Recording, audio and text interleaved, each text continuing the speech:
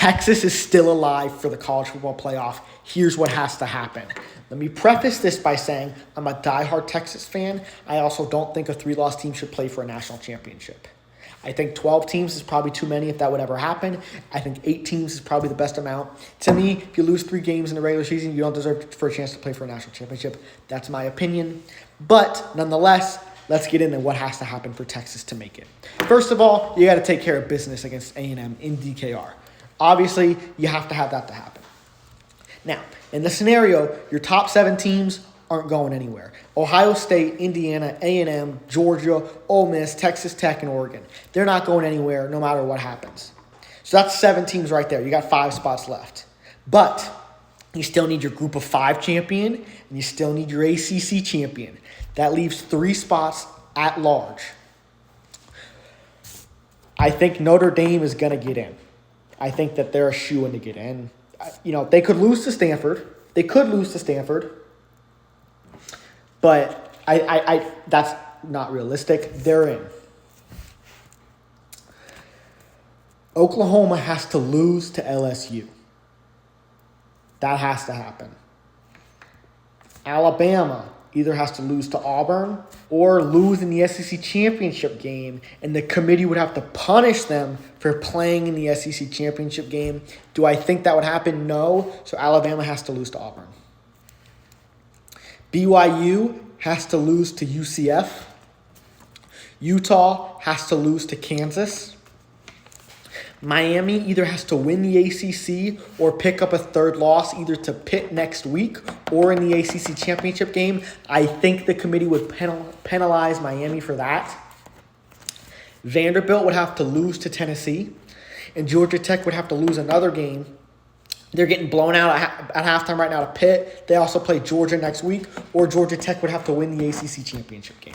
Those are the teams ranked ahead of Texas. Now, if you pencil in Notre Dame not losing to Stanford, because I think that's probably the most unrealistic thing to happen, they're going to go in that number 8 slot.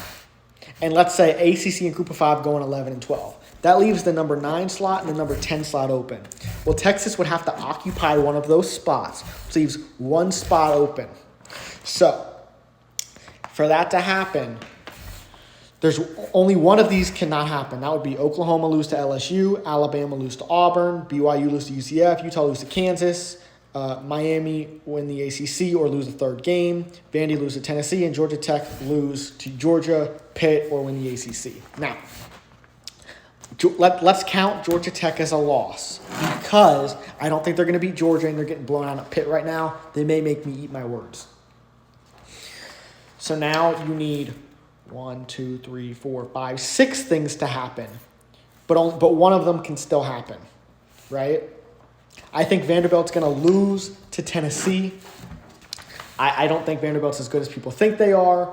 Additionally, there's an argument to be made that Texas could get ahead with an extra loss because they beat Vandy. I don't think that should happen, but again, for the purpose of this exercise.